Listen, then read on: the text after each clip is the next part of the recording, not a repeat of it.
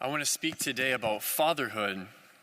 As you came into the church today, hopefully all the married and engaged men grabbed a little booklet called You Have What It Takes, What Every Father Needs to Know.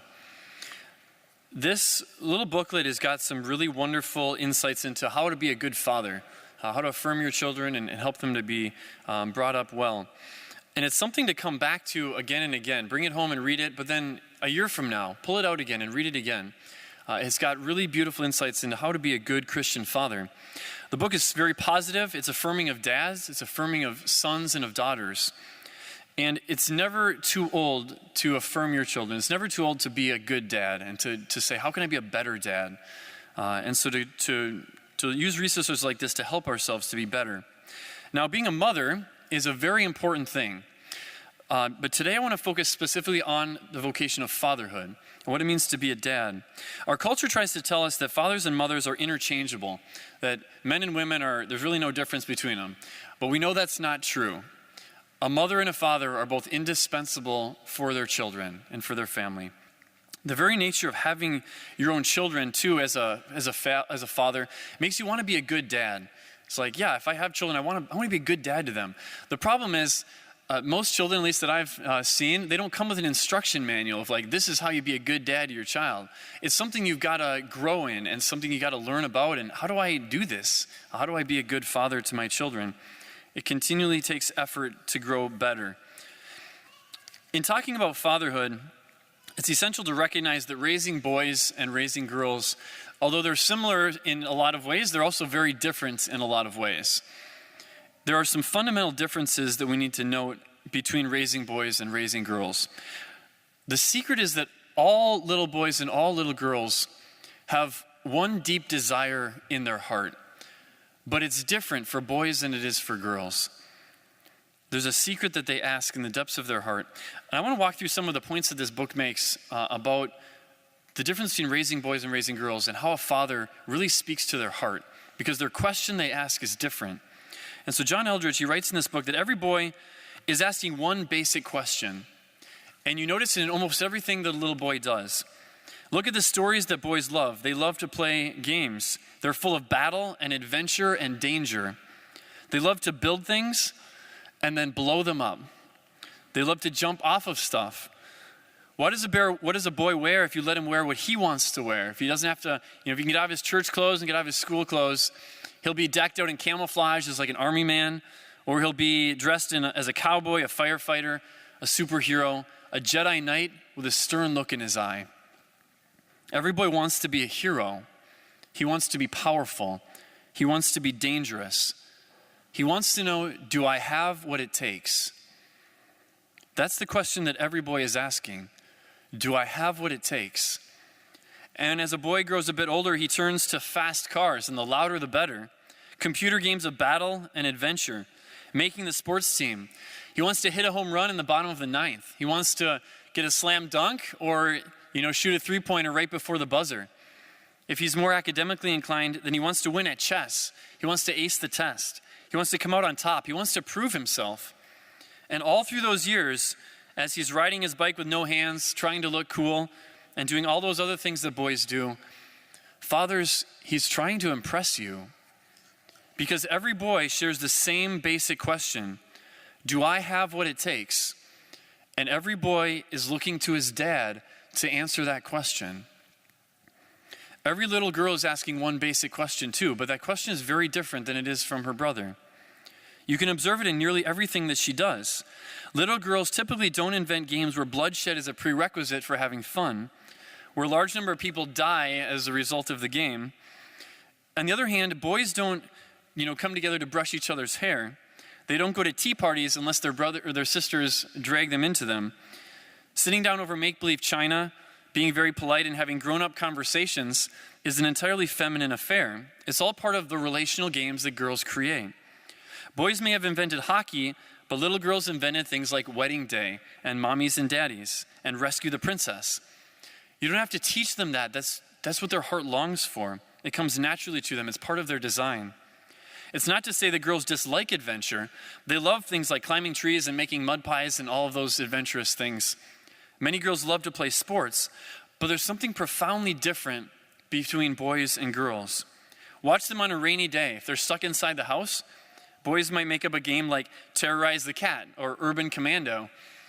Girls will cuddle with their favorite doll or stuffed animal, and maybe they'll dress up the family puppy. Speaking of dress up, that was entirely a feminine invention as well. If you give a group of girls a chest of gowns and mom's old shoes and jewelry, they're captured for hours playing princess and movie star and generally being beautiful. Because the question that she asks is very different from what a little boy asks. Every girl wants to know, am I lovely? And when she grows a bit older, she talks on the phone for hours and she wants to know who's dating who. While the guy might be clueless about what he should wear to prom, it's a very big deal to a young woman. She watches shows about relationships, she pores over fashion magazines and bridal magazines, and loves to get cards and flowers from a secret admirer. Men, why are flowers such a big deal to women? I don't know really any men who love getting flowers. It's just not a big deal to us. Why do women love flowers? It's because of what it says. It says, you're worth it. You're lovely. You are desirable, and I delight in you. All through those years, as your girls are dressing up, doing shows for you and playing princess, trying to look beautiful and shedding tears over the fact that they might not be, she's trying to capture your attention. She wants to know, am I lovely? That's the question that every little girl is asking, and she looks to her dad to answer that question. Men, it is so essential that you understand the heart of your children, that you understand the deep desire and question of their heart, and that you answer that question. And so I want to make fatherhood very simple for you. Answer your child's question. If it's a son, yes, you have what it takes. If it's a daughter, yes, you are lovely. Answer it 1,000 times in 1,000 different ways over the course of their life. And you will have done your job as a father well. You'll be like you hit the home run in the bottom of the ninth yourself. You don't need to have a PhD in child psychology to be a dad. You don't need to have, be a rocket scientist. You need to do just these simple things to understand your children's heart and to answer their question. Answer it with conviction, with honesty, and with love. And answer it very intentionally. It's not just little boys and little girls, though, that need to hear this. Your sons or daughters, no matter how old they are, they always need to hear these words from you. To a son, you have what it takes. You are a man. To a daughter, you are lovely. You are worth fighting for. This will remain true for your children for the rest of their lives. Now, by saying this, I'm not saying that mom is unimportant. Mom is incredibly important in the family. Mom teaches us unconditional love. She teaches us mercy. She is a comforter. When boys or girls want to do something adventurous or dangerous, they don't go and ask permission from mom, they go and ask permission from dad. But when they skin their knees or they cut their fingers, when they get their feelings hurt, who do they run to? They run to mom because they know they're going to get mercy and compassion and love. Even wounded soldiers on the battlefield are known to cry out for their mothers in their last moments. Because mother is love and tenderness and mercy. Mother is a picture of the heart of God. But identity, and especially gender identity, is bestowed by the father. A boy learns if he's a man, if he has what it takes, from his dad. A girl learns if she's worth pursuing, if she's lovely, from her dad. That's just the way that God created this whole thing. This is the power, men, that he has given to you as fathers. In this book, John tells a few different stories, and one of them he's talking about when he was rock climbing in the Garden of the Gods with his sons one time. And he said it was a difficult climb and one of his sons was having trouble. So I helped him up over the overhand with a bit of a boost. And on he went with greater speed and confidence. Way to go, Sam. You're looking good. That's it. Nice move. Way to go, Sam. You're a wild man. He finished the climb, and as he walked down the backside, I began to clip in his brother. 10 or 15 minutes passed, and the story was forgotten to me, but not to Sam. While I was coaching his brother up the rock, Sam sort of slid up to me, and in a quiet voice, he asked, "Dad, did you really think I was a wild man up there?" If you miss that moment, you miss your son's heart, maybe forever. Because that is not a question, that is the question. Every boy wants to know, do I have what it takes? Am I powerful? Until a man knows that he is a man, he will always be trying to prove that he is one.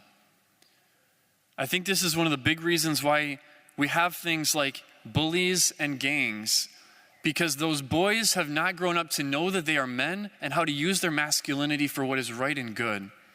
If they were affirmed by their fathers, you are a man, you have what it takes, and use your masculinity for what is good, they wouldn't be trying to prove to the world in the wrong way that they are men. And until a man knows that he's a man, he'll be haunted by this question or debilitated by the answer, no, you're not. You're something less than that. The same holds true for women. Give your little girl a new dress and a pair of shoes, and it's not enough that she just go look at herself in the mirror, and in a flash she'll be out in the living room, twirling in front of her daddy. She wants his attention. Am I lovely, Daddy? Am I captivating? Do you think I'm worth fighting for? John writes a story about a friend of his named Craig. He said, Craig just gave his oldest daughter to be married to a fine young man. He told me afterward that the walk down the aisle with his daughter on his arm was the most beautiful and the most difficult moment of his life. He also was honored to say a few words to the bride and the groom during the ceremony. As they stood there before him, the young man in a black tuxedo, standing tall and just a little bit nervous, the young woman by his side looking more beautiful than she ever had, and with a touch of apprehension in her eyes, her father spoke. He talked about her years growing up and the things that had made her a special daughter. He spoke to her as a father. He paused, and with pride in his voice and with love on his face, Craig said to her, Sweetheart, you are a beautiful woman. And as he said that, every woman in that church had tears in her eyes. The women were undone because each of them longed to hear those words themselves from their own fathers. And not just once, to hear it 1,000 times over the course of their life. You are lovely. When a young woman hasn't heard this from her father, 9 times out of 10, she turns to a young man to answer that question for her. Research data shows that sexual promiscuity among teenage girls is always directly linked to an absent father. He might actually be home, but he's emotionally withdrawn from his daughter. If he starves her for his words, his delight, his attention, she will look for those things somewhere else.